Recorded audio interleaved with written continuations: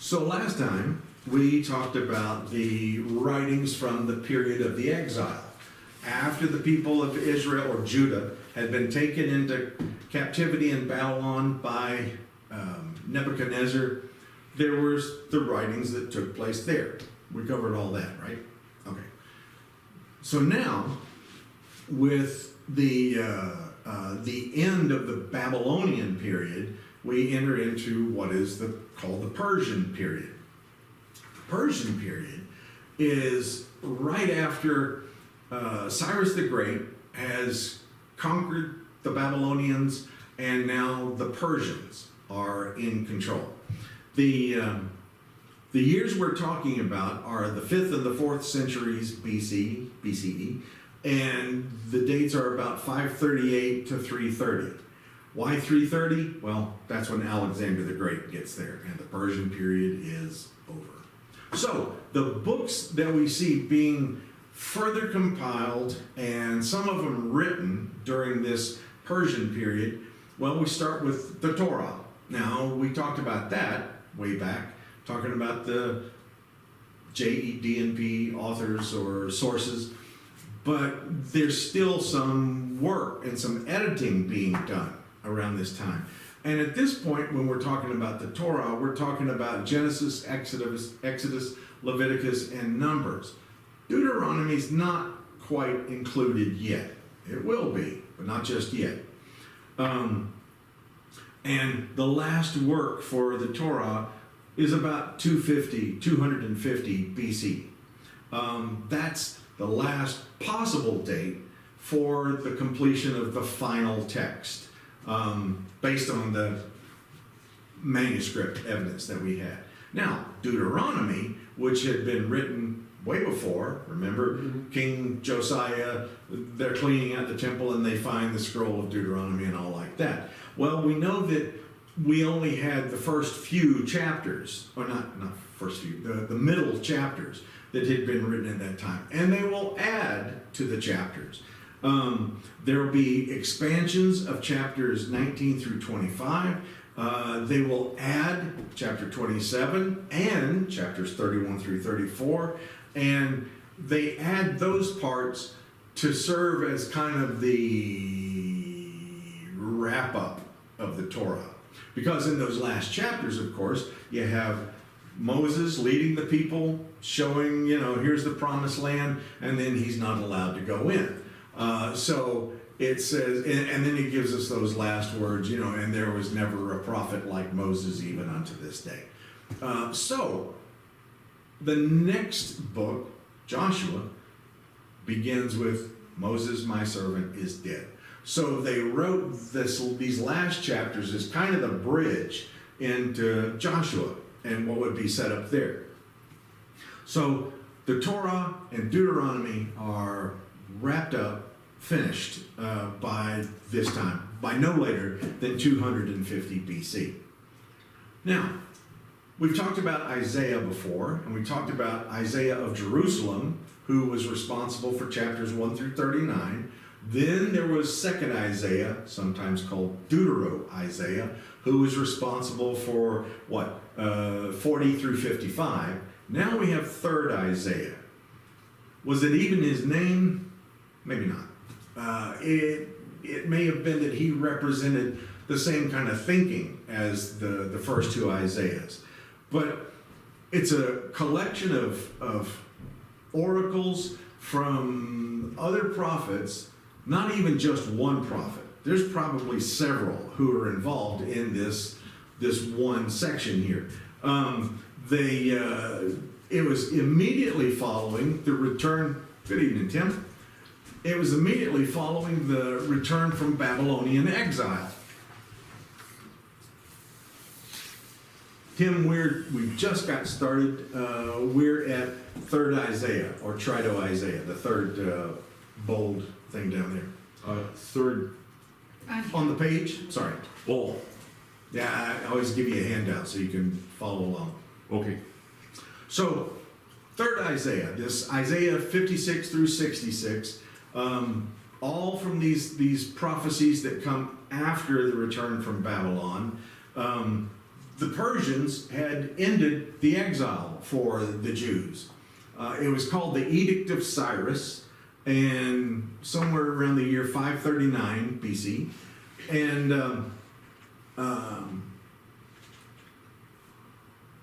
he allowed for the people to return home. Cyrus was a great politician, and he knew how to get people onto his side. Well, for these people who've been in Babylonian captivity for 50, 60 years, he's saying, time to head out. Why don't you go back home? Now, when we read in the biblical stories, like in the book of Esther, for example, it makes it look like it's the Jewish people's idea to go home. And probably somebody did petition Cyrus to do that. But in Cyrus's histories and in his edicts, it's something that he wants to do. And so the Jewish people are so taken by this that they refer to Cyrus as the first of the righteous Gentiles. That's a big deal. That's a huge deal. The fact that the Jews would say that God has used this Gentile, this non-Jewish person, in order to bring about God's desired plan, and he's protecting God's chosen people, and so they call him this righteous Gentile. Well, by 515 BC, at least some of the exiles had gone back to Jerusalem and had rebuilt, or at least were in the process of rebuilding the temple. Now remember, the temple of Solomon had been destroyed in 587, 586 BC. It's not that they can actually repair the temple, it's a rebuilding. I mean, it's almost like starting over. Now, thinking about the size, and I think we mentioned this before, but thinking about the Temple of Solomon, and we always think it's this giant structure. It's about the size of Zion in Brentwood. It's not a huge place. Now, when the second temple is rebuilt, and then when Herod adds on to his, now we're talking about a massive structure. But the Temple of Solomon isn't that big. This now, the rebuilt one, will be called the Second Temple, and it'll enter into a period that will last until the year 70 AD, when the Romans will destroy it again, and actually once and for all. So they're returning to Judah, and there were problems, of course, that went along with this, because remember, not everybody went into captivity, and now these people, who may be even related to the ones who remain, they're coming home, and it's been 60 years or so of a developing difference between them, how they worship, the rituals that they do, what happened to the priesthood, what happened to the synagogues, what happened to all of that stuff. So there's a conflict now between these people as the folks who were in exile return home. And now these people who have remained, well, they're the owners of the land now, and they're not going to give it up just because, hey, we came back home and this was our place. We used to live here, and well, you don't anymore. Find another place. So that became a struggle too. What kind of government are we going to have? What kind of priesthood are we going to have? How are we going to set this up? Now, Cyrus was wanting the governor there, he would call him a satrap, wanted the governor to answer to him. Well, that's fine, because as far as the people from Judah are concerned, the Persians are going to be their defenders. So we'll pay what we need to pay, we'll pay our taxes, we'll do all that stuff. But exactly how the government was going to be set up to rule Judah itself, well, that's another problem. And they're going to have to come to grips with this. So Trito Isaiah, or Third Isaiah, is discussing all of these problems here. Well, at the same time, we have the later version of Jeremiah that's developed. There were some things in the book of Jeremiah that got added to later. Well, those later additions are starting to take place. Even in what we call the Apocrypha today, we can see elements of Jeremiah in that Apocrypha. But that's not what we tend to find in our Christian Old Testament. What we do find is Haggai, for example. Haggai is, well, the author of Haggai even says this is in the second year of King Darius, which is 520 BC. Cyrus has died, gone off to battle, fighting against the Bactrians, and winds up being shot with a poison arrow and dies there. His son, Cyrus's son Cambyses, takes over. Here's a good story. Cambyses was an idiot. He's going to expand the empire of his father Cyrus, and so he gets told by this fortune teller that you will die in Ecbatana. Now, the Persians had three capitals. One was in Susa, one was in Babylon, and the other was in Ecbatana. One was kind of a cultural capital, the other was political, the other was economic. Later, the Persians will make Persepolis their great capital. Anyway, so Cambyses is told you're going to die in Ecbatana. Cambyses decides the trick is don't go to Ecbatana. So he goes off on these campaigns. He goes into Egypt. He goes into these places, and he hears that there's a rebellion back in the capitals, and he's going to rush back and take care of it.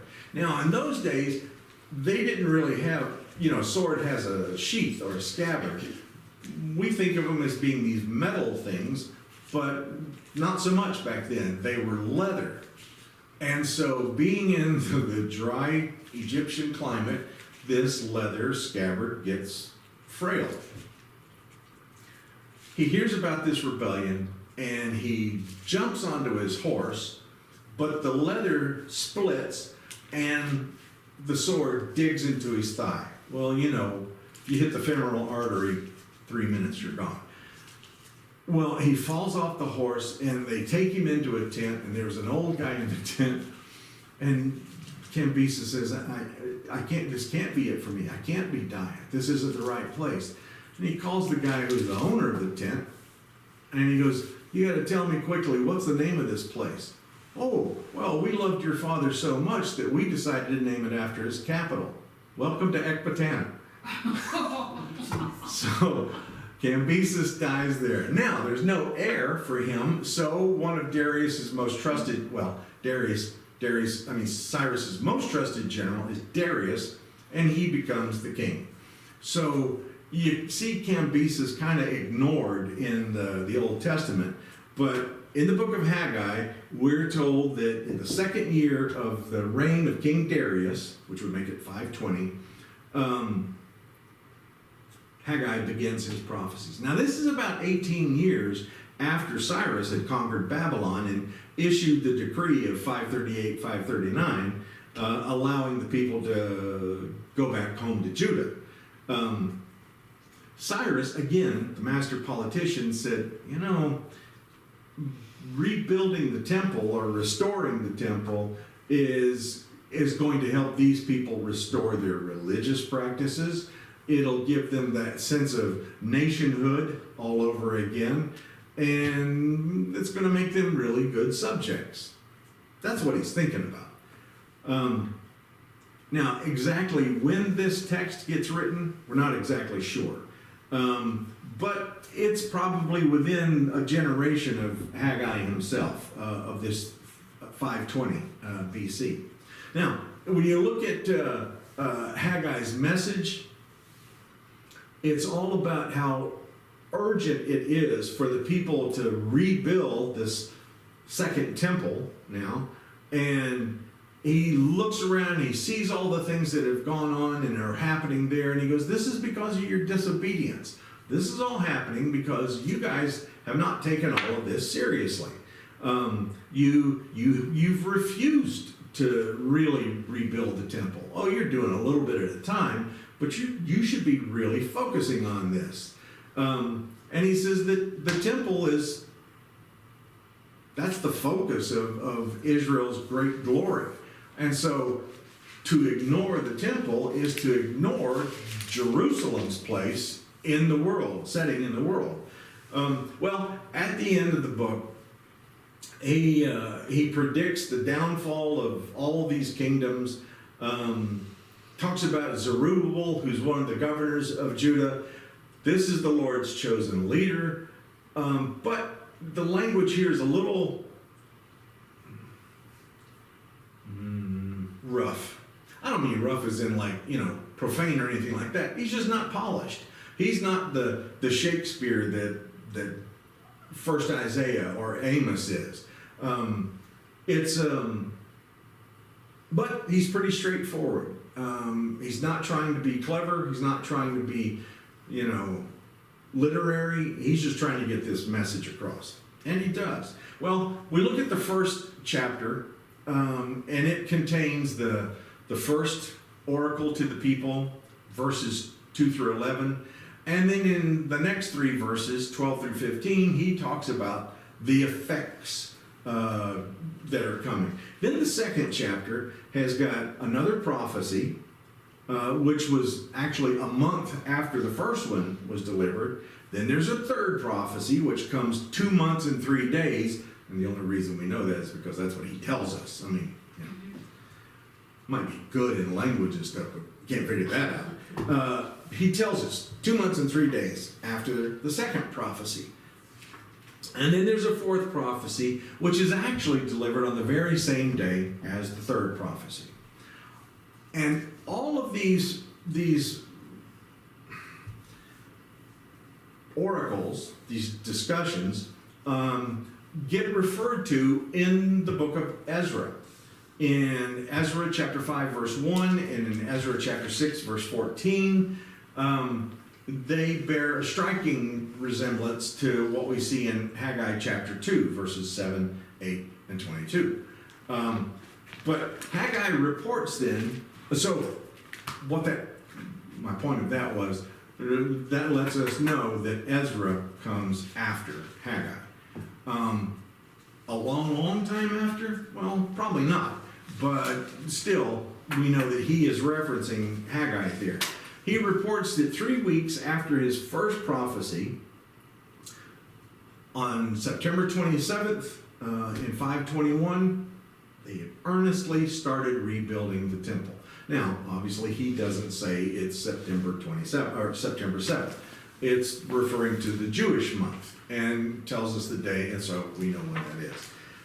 He writes, "They came and began to work on the house of the Lord Almighty, their God, on the 24th day of the 6th month, in the 2nd year of Darius the king." That's in chapter 1, verses 14 and 15. The book of Ezra will tell us that it was finished on February 25th in 516. So 5 years, a little bit less than 5 years, is what it took to rebuild this temple. Ezra chapter 6, verse 15 says, "The temple was completed on the third day of the month of Adar, in the 6th year of the reign of King Darius." So, Haggai is extremely important to us for giving us at least those dates. Now, you're not going to see anybody preach out of Haggai anytime soon. Well, I might, just to have fun with it. But you don't see that in the lectionary. Say, let's turn to Haggai. No. But historically, Haggai is of great value to us. Then, next page, I think, is the book of Zechariah. Zechariah is one of those books that is sorely underread and underappreciated. It's really the beginnings of apocalyptic literature. Apocalyptic literature being Daniel and Revelation, of course. But portions of Zechariah are an early look into that. And what is apocalyptic literature except, well, the word apocalypsis just means a drawing aside, kind of like a curtain, where everything is pulled aside and you can see what's really happening. in Daniel, in Revelation, in portions of Ezekiel, you see that the great news is we're not in this by ourselves. That there are angelic beings who are fighting on our behalf, who are in support of us. Daniel has great stories about Gabriel is trying to get to Daniel and telling him the story, but there was a demon, the prince of Persia, who is interfering him, and then he says, and then it was Michael who showed up and basically roughed up the prince of Persia, and Gabriel was able to complete his mission. Revelation gives us several things like that. All of it being great hope. We look at apocalyptic literature and are just terrified of it sometimes, but that's because we don't get what's going on.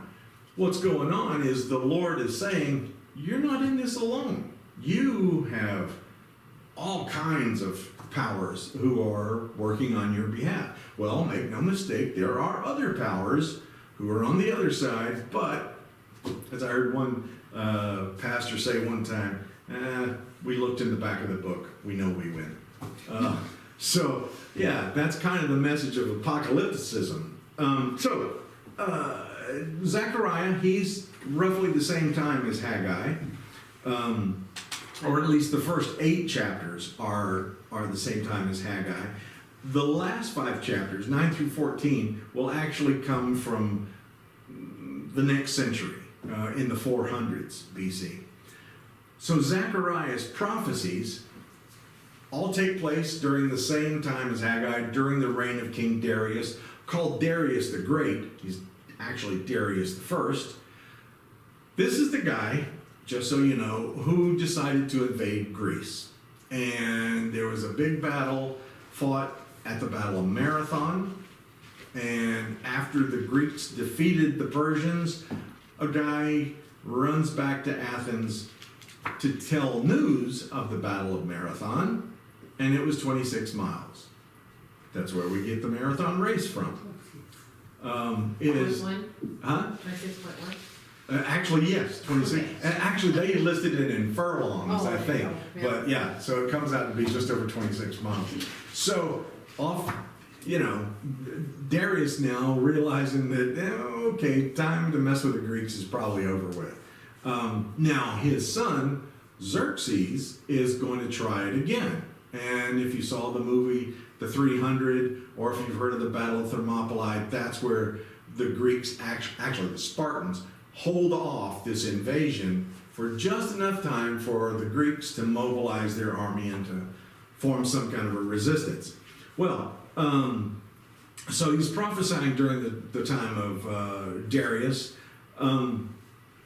living in that post-exilic world, long time after the fall of Jerusalem, 586, 87. Now we know that Ezekiel and Jeremiah, for example, they wrote before the fall of Jerusalem, and yet they continued to prophesy into the early period of the exile. A lot of scholars believe that Ezekiel, with his mixing of ceremonies and visions and stuff like that, actually amounts to like almost the first of the apocalyptic stuff. And that's going to affect Zechariah very much. Again, Zechariah is pretty specific about his dating from 520 to 518 BC. During the reign of Darius, though, Zechariah kind of steps to the forefront, and he begins really focusing on the rebuilding of the Jerusalem temple. Now, like I said, the Babylonians just didn't care. They just wanted to wreck it. They wanted to cart all their stuff, away. Take away all the gold and silver stuff out of the temple. Take away people, even. The Persians aren't like that. The Persians are, especially thanks to their first great king, Cyrus, he wasn't interested in brutal conquest. In fact, when he was invading the kingdom of Lydia, the king there was a guy named Croesus. You've maybe heard the phrase, richer than Croesus. Well, this is the guy he's talking about. So much money. He was the first guy to mint coins. And so Cyrus is going to Lydia, wanting to conquer them, but he's really not wanting to just slaughter everybody. He's wanting to bring them aboard. In one of the coolest battles is the Lydians were known for their cavalry. And Cyrus says, hey, what do we know about horses? And Darius apparently had said, well, I know they hate camels. There you go. So he sends a cavalry of camels to go and fight against the Lydian horse cavalry, and the horses hate it. They throw their riders, they run away. Cyrus, well, now Croesus is expecting that he's going to be put to death, and so he builds this funeral pyre and is ready to jump on it when Cyrus and some of his advance guard got there, and they grabbed him and like, no, we're not going to let that happen. Oh, sure, Cyrus is wanting to torment me. No, he's not. Oh, sure, he's going to make me an example. He's thinking of everything that he would have done. Well, he gets in front of Cyrus and so he goes, yeah, you're going to humiliate me in front of my people. Well, no, you're going to torture me. No, I'm not. I was going to make you my governor here. You know these people. They know you. I don't want to kill you. I want you to work for me. Oh, well, okay then. That'll work. So Croesus becomes one of Cyrus's great governors. That's the kind of guy Cyrus was, and that's how the Persians will kind of be, especially in their early period.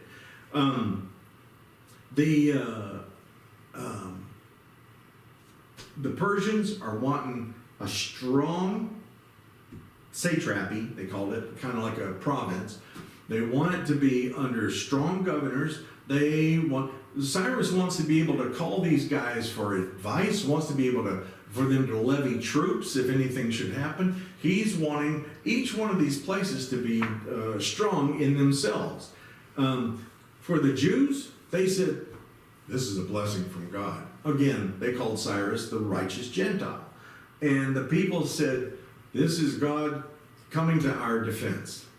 Well, in Zechariah, the coming back from exile in Babylon is really the focus of the first 6 chapters and all the visions that he sees there. In chapters 7 and 8, he talks about this is what God wants for your life. This is the quality of life that God wants for you guys, for all the renewed life of the kingdom of Judah.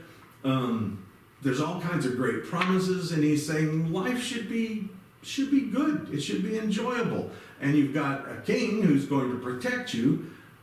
Just be good subjects. Well, that was kind of what Jeremiah had told them way back was, look, this guy is going to win, so just be good subjects to him. And they just couldn't find their way to do that.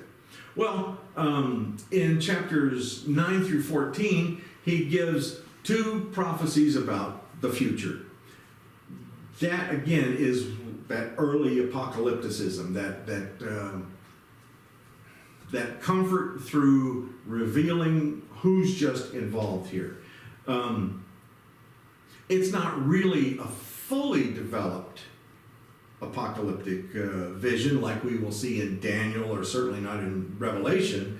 And these prophecies, these oracles that we see in 9 through 14 all have these elements of apocalyptic literature.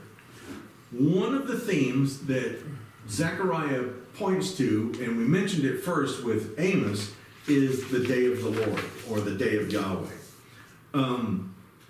The day of the Lord, he says, when the Lord will go forth and fight against those nations as when he fights on a day of battle.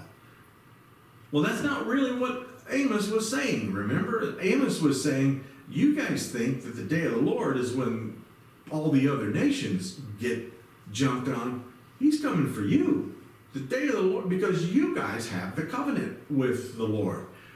You're going to have to answer for what you've done. You have not, in the famous line from Amos, you have not let justice roll down like waters and mercy like an ever-flowing stream. You haven't done that. Well, now we get to a couple of hundred years later. Well, by this time a couple of hundred years later. the idea of what the day of the Lord is has kind of gone back to all the nations who oppressed us are going to be in trouble. And of course, they're quick to point out, Zechariah is quick to point out, see, it happened to the Babylonians. They oppressed us, and look what happened. God sent Cyrus to crush them. This is what's going to happen on the day of the Lord. There's also a bit of pessimism about what's going on at this exact moment.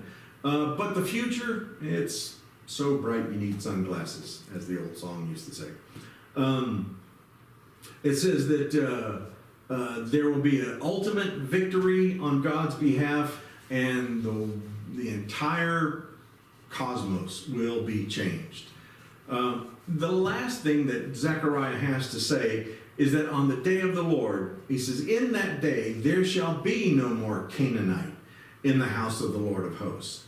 That's a big deal because, they're concerned about this intermingling stuff. And we know, as we've studied, that they have actually been influenced by the Canaanites. And so now Zechariah is saying that on that day, all of those influences are going to be removed. All those things that thwarted us from following after God, all of that's going to be taken away. There will be purity in the temple. And all of that will happen at the end of history when God judges everything. Well, now that's a little bit different. The day of the Lord being the final day, the end of history, that's kind of Zechariah's unique contribution. Others were saying, no, this is something that happens in history. Zechariah is like, nope, that will come later. Well, our next guy is Malachi, or Malachi, is the way the Hebrews would have said it. He's in the 5th century BC, either at the same time or just before Ezra and Nehemiah. We always think of this as the last thing, because in the Christian New Testament, it's the last book of the Hebrew Bible, of the Old Testament, and then it goes right on into Matthew. Actually, no. There are books that will come after Malachi. And it's been said that Malachi was a prophet, but it's probably not the guy's name. Because the name Malachi is actually a Hebrew phrase that means my messenger. So this guy isn't even, one of the reasons I like this guy a lot, maybe it's several people, but instead of giving their name, I'm Chuck. He says, I'm just the Lord's messenger, that's all. He takes his own identity out of the picture. In the Septuagint version, the Greek version of the Bible, it just simply says, I think it's his messenger. But anyway, same point. So Malachi is probably not the guy's name at all. It was just him saying, I'm speaking on behalf of the Lord. That word is used in what we call the superscription, just before a chapter, think of Psalms, when it says a psalm of David in the style of whatever, that's a superscription. So here, chapter 1, verse 1 acts like that, and he calls himself by that name, Malachi. And then again in chapter 3, verse 1. But he may not be referring to the same person in both of those instances. In 1:1 and 3:1, we really suspect these are two different sources that have been kind of jammed together there. And that's all right. So the debate as to who is the book's author. Did I tell you about? No, that was another class. So there is a kind of an oral tradition called the Targums in Judaism. And in the Targums, they said that Ezra is actually the author of Malachi. Is that true? Well, they were a whole lot closer to the source than we are. And we know that Ezra is also called Ezra the scribe. he's really the only one who's ever given that kind of name. So this is a prolific writer, someone who does a lot of recording of the material of his own time, and also a great deal of writing too. Jerome, Saint Jerome, in the Catholic Church in the 400s, he's a priest, he's a historian, and he says that may be, calling him Ezra, is because of he serves as the go-between between the prophets and the great synagogue. But there's no real evidence to support that, Jerome says. Some people look at Zechariah 9 through 14 and the book of Malachi, and they see there are a great deal of comparisons to be made. Zechariah 9, Zechariah 12, Malachi 1 are all introduced as the word of Elohim, of God, the word of God. So you see that same kind of formula used there like it's not used anyplace else, and it's made people say, well, okay, is Malachi basing his stuff on Zechariah, or do they have common authorship, or at least editorship there? So some scholars want to say that this collection in Malachi was basically three independent, or no, the three I was talking about, Zechariah 9 and Malachi 1, are anonymous prophecies. They're independent of each other, and two of them get attached to the book of Zechariah. There's a lot of people who are talking about that. And they refer to this as Deutero, or second Zechariah. That it looks like some of these prophecies and these oracles don't really look linguistically to be associated with the rest of Zechariah. It looks like this is somebody else, but some editor, whoever that great editor was, said, this belongs here. And it does. It's masterful. It's beautifully put there. In the third prophecy then becomes the book of Malachi. So most people look at Malachi as really as one author. It was one person who did it. Was his name Malachi? Don't know. Kind of doubt it. We don't know anything about the author of the book of Malachi. Some suggest that maybe he was a priest. He was a Levitical priest, because his work certainly seems to show familiarity with the works of the Levitical prophets, priests, and also seems more concerned with the priestly function than governmental function. So, was he a priest? Maybe. We know that the books of Zechariah and Haggai were written during the lifetime of Ezra, and maybe that helps to explain some of the similarities in style. Well, the book of Malachi was written because the people were really being lazy about their religious and social behavior. The Israelites were, Malachi would say, they had been corrupted by their time in Babylon. There's too many things that they have put aside. And so he said, you have to go back to the things that we were taught from the beginning. But he's especially harsh to the priests. And that again makes us think that maybe he is one of the Levites, because nobody's harsher than somebody on the inside looking at the inside. Nicole asked me one time, she goes, you're pretty tough on pastors and stuff. Yeah, because I've been on the inside. I see what they do. And yeah. So I'm not one who plays well with others, as she says. Now, the prophets, sure enough, in Judah and in Israel, had tried to say that this exile, it's all punishment. because you didn't uphold your end of the covenant with God. And yet they wind up being restored to the land. They come back to rebuild the temple. And Malachi is saying that will show your intent to follow the ways of God. But once again, the people begin to fall away. It's just like Hosea said, every time God wins them back, they run away again. But that's the great story of the Hebrew Bible, is that no matter how many times we fall away, God will come and find us. So it's because of this type of thinking that Malachi is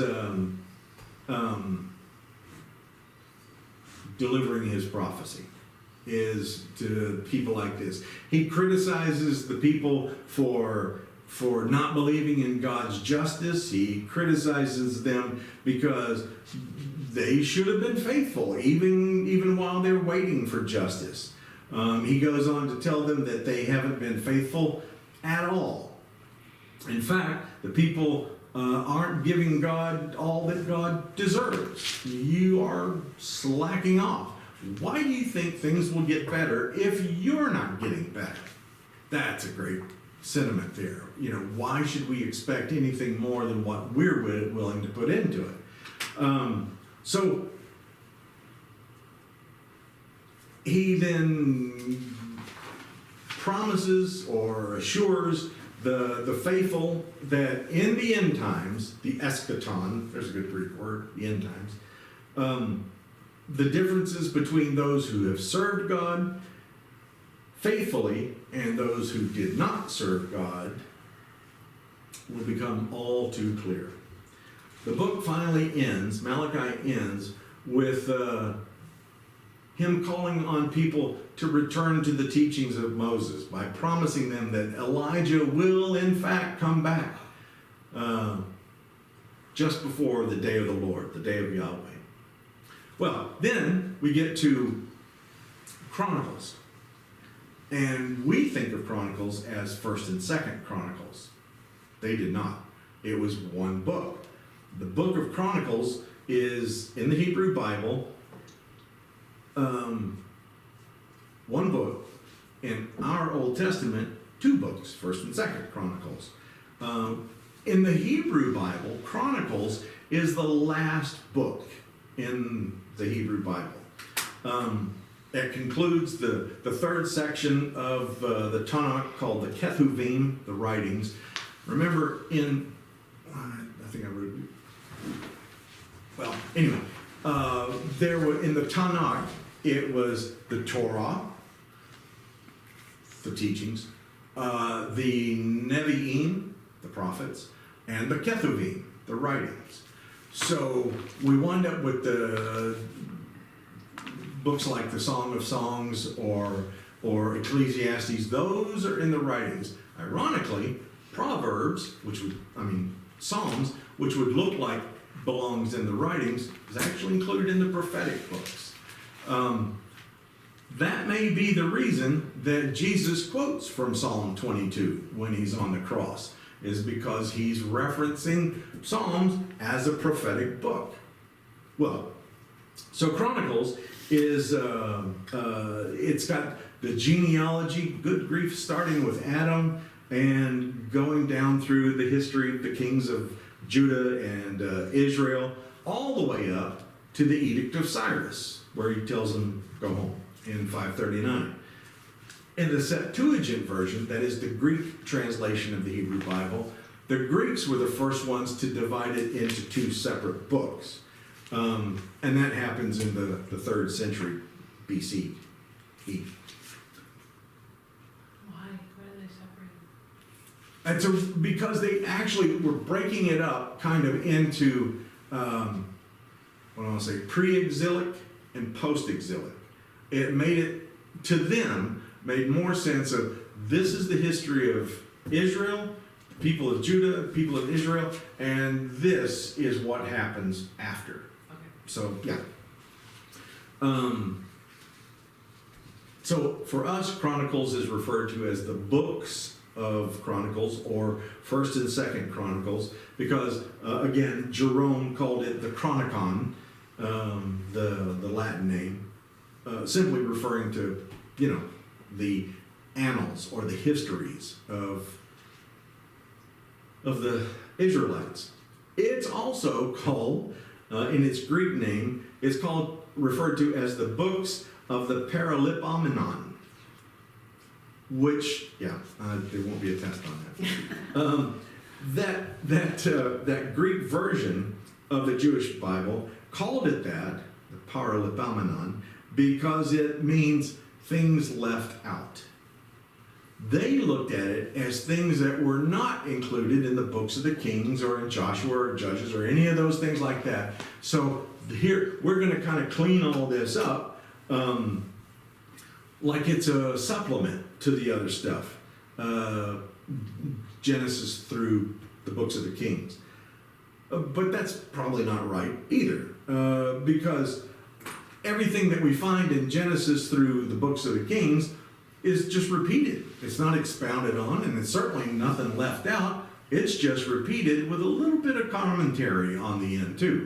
Like, for example, when King Josiah has gone off to fight against the Egyptians, who are on their way to help the Assyrians at the Battle of Carchemish.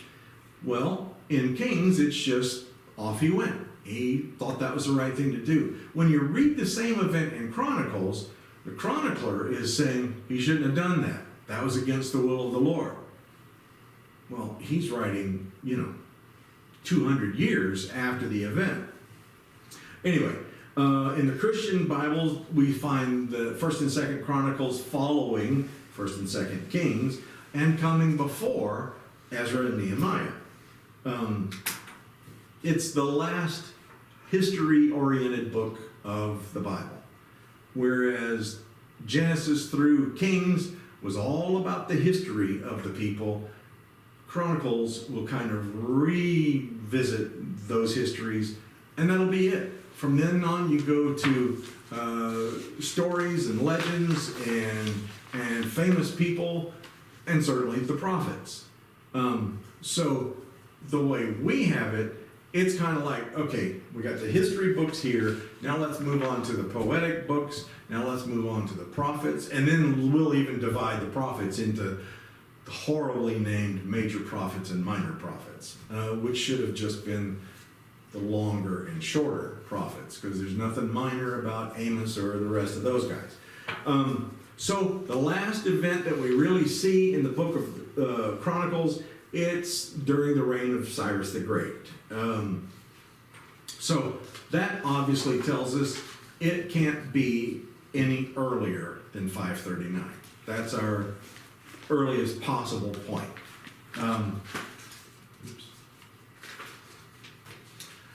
When you look at Chronicles, we're under that section called authorship.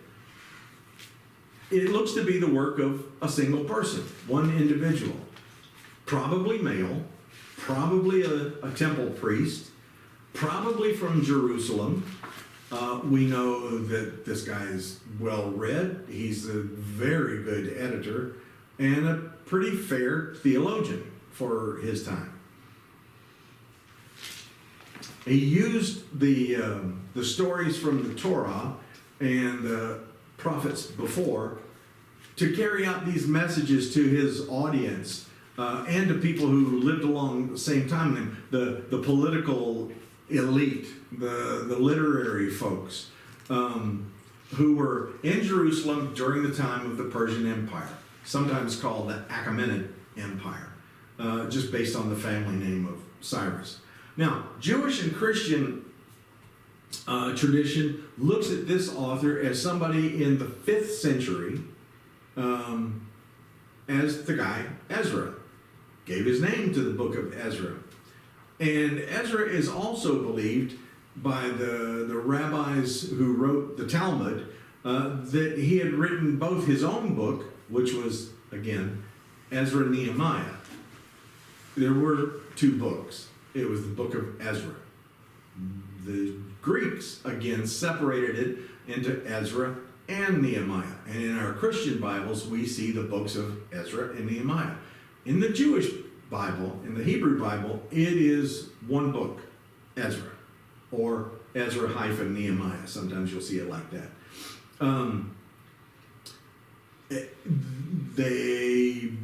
The rabbis believed, like I said, that he was the author of the Chronicles as well. And then had added on and finished off the story in Nehemiah. But more recently, we've kind of looked at this tradition, and instead of calling him Ezra, they've taken to calling him simply the Chronicler, in case we don't really know who the name is. Still, there are many, and I'm one of them, who thinks that it's Ezra. Ezra was the writer of Chronicles. Ezra was the writer of Ezra and Nehemiah. Not only because of so many Jewish historians who have supported that, but there's also, linguistically, it's the same guy. The one who wrote Chronicles is the one who wrote Ezra and Nehemiah, and we also have other books that did not get included in either our Old Testament or our New Testament, and you will see them referred to as the books of Esdras. Well, that's just a Greek version of Ezra. So Esdras, has written a whole lot of stuff, and again, deserves the name, the scribe.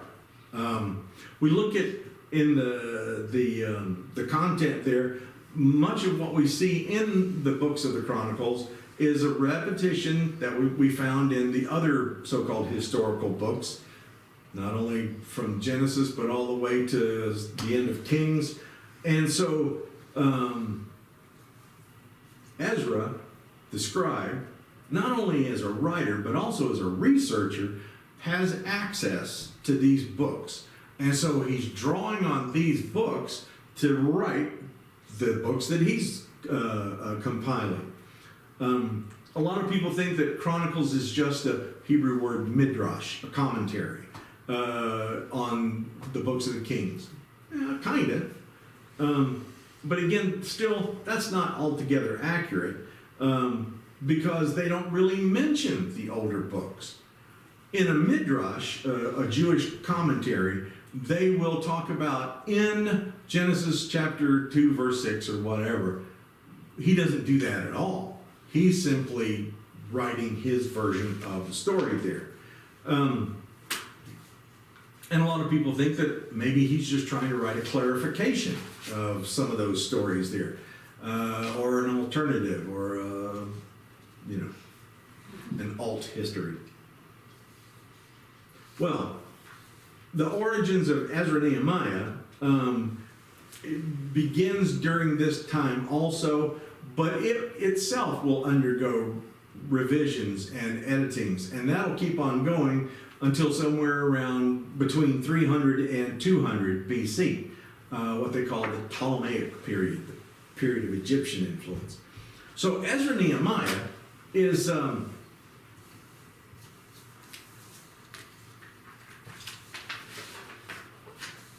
book that is given just the title Ezra, like I said, in the Hebrew Bible. It starts from the fall of Babylon in 539, goes to the second half of the 5th century BC, tells about all the missions that had gone to Jerusalem. Zerubbabel went there to rebuild the wall. Ezra went there to rebuild the wall. Ezra went to rebuild it. Well, I messed that all up. Zerubbabel and Ezra go back to rebuild the temple. Nehemiah goes back to rebuild the wall. Because we need all that stuff in order to reestablish the strength of the Jewish religion and to create this Jewish community all over again. The Hebrew version of Ezra and Nehemiah gets translated into Greek again in the Septuagint version. And there, like I said, they call Ezra simply Esdras. And there are two Greek versions of Ezra and Nehemiah. One is called Esdras Alpha, A, and Esdras Beta, B. So Esdras A and B. Two different translations of this. It's actually Esdras Beta that is still used in the Greek-speaking churches, in the ancient, in the Greek Orthodox Church. Also in the Coptic Church, I think, also in the Russian Orthodox, that's the one that they use. So it always kind of cracks me up when somebody says, talking about, well, you got to believe the Bible. My answer is always, which one? Oh, well, I'm talking about the Christian Bible. Which one? I mean, because you look at the Protestant Bible, you look at the Catholic Bible, you look at the Greek Orthodox, Russian Orthodox, Georgian Orthodox, Coptic Church, we have different books. Everything's got Genesis and all like that. All of them have got the Gospels, but some of them have got different versions of the books too. It's pretty fascinating to watch the effect that some of those different writings have on there. So anyway, forgot where I left off. So anyway, you have Esdras Beta. You also have Nehemiah that's drawn out of that, and there's another little bit of material which we find in First Esdras, which is in the Apocrypha. It's called The Tale of the Three Guardsmen. It's a cool story. I mean, that should be read sometime. It's not a bad thing to go through and look at the Apocrypha and read some of those, because if nothing else, it tells you what the people of Jesus' time were thinking and expecting. Even Martin Luther said, those books are good, and he called them profitable for instruction, but not for doctrine. Oh, all right then. So when early Christians look at the early Christian authors looked at the book of Ezra, they are thinking about Esdras Alpha. So Judaism and Christianity wound up looking at different versions of Ezra. The Jewish one is from, the Beta version. They say that in the early church that the Beta version had actually been a supplement to the Alpha version in the Christian Bibles. But it doesn't get read like Scripture. And only Nehemiah is pulled out and given its own book so as to avoid any kind of confusion. And only Nehemiah gets referenced in the early Christian writings. In fact, the first commentary on the books of Ezra and Nehemiah is a guy named, they called him the Venerable Bede, B-E-D-E, and he was in the 8th century in England. This is the first guy to write a commentary on that. Jerome didn't write a commentary on it. Augustine didn't write a commentary on it. John Chrysostom didn't write a commentary on it. It's this English guy, Bede, who was like, how come we never talk about this? And so, pardon me, he writes his own commentary. Well, the fact that Ezra and Nehemiah gets translated into Greek, into the Septuagint version, shows that already by that time, and we're really only talking about like maybe 200 years, they were already including that as Scripture.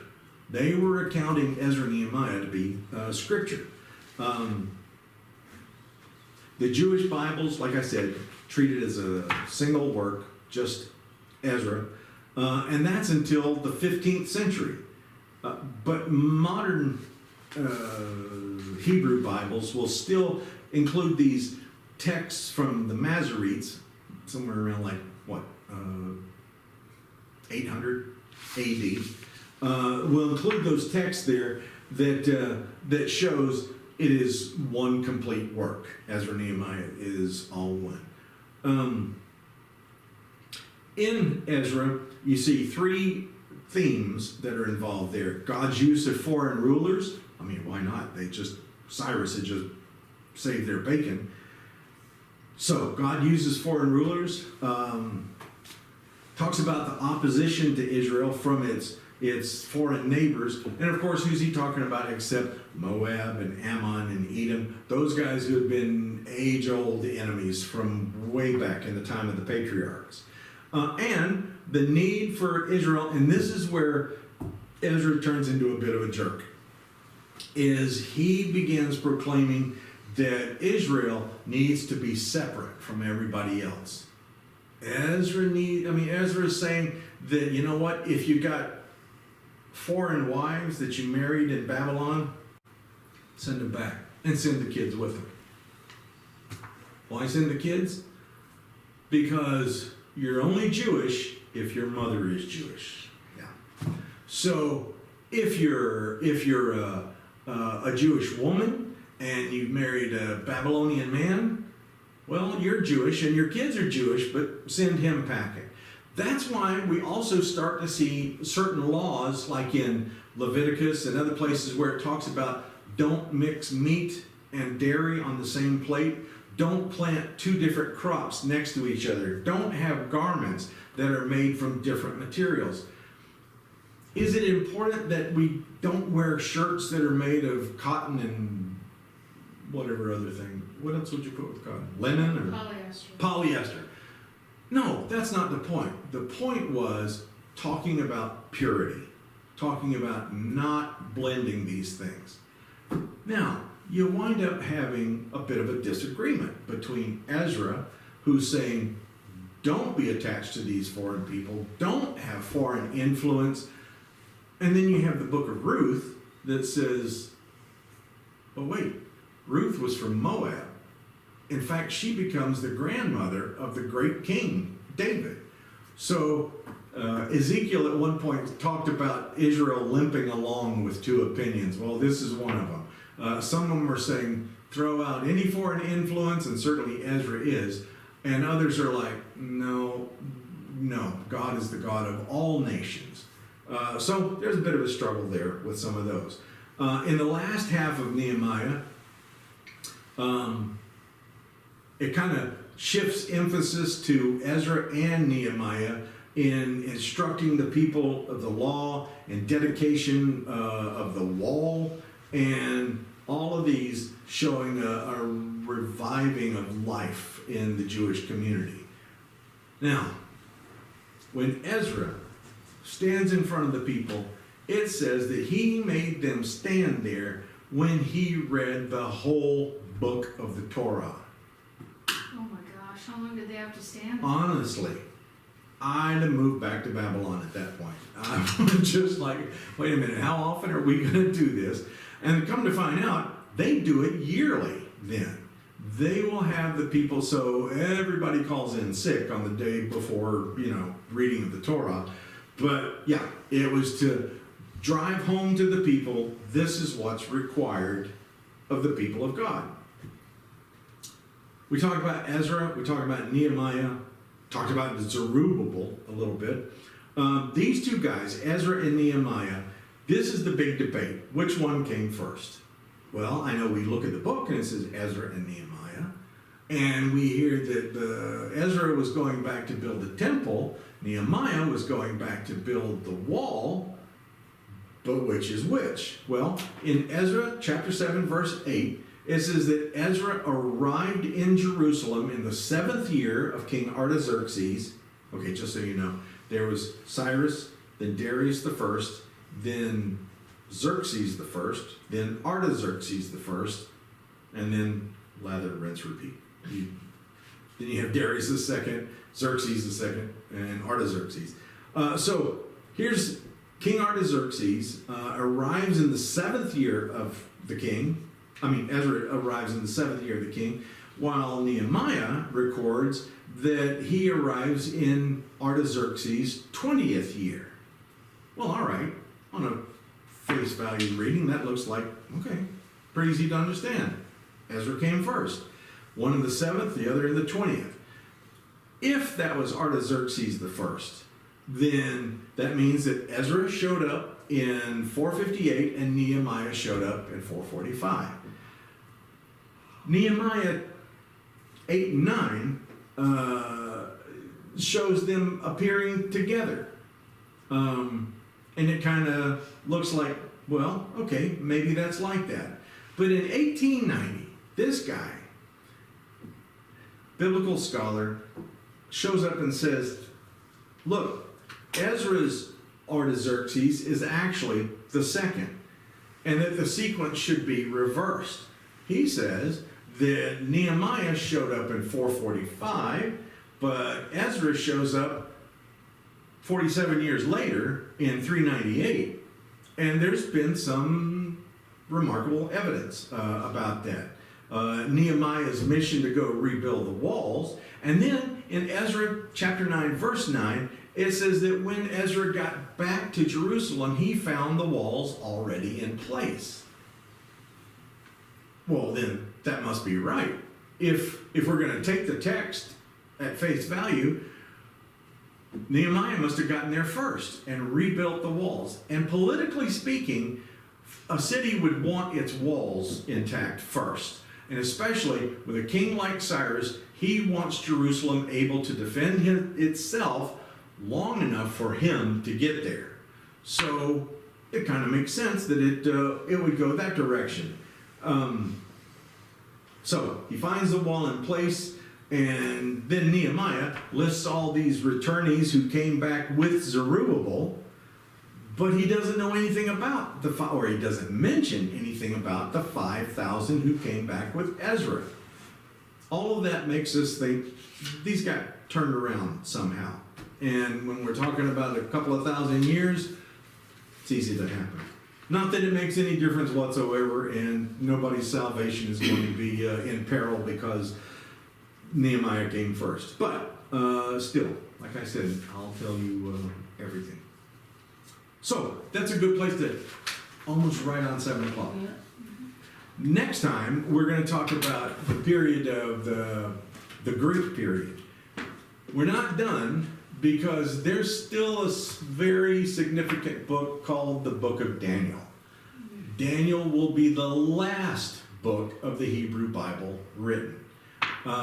There's a lot to be said about Daniel, and I am crazy about that book.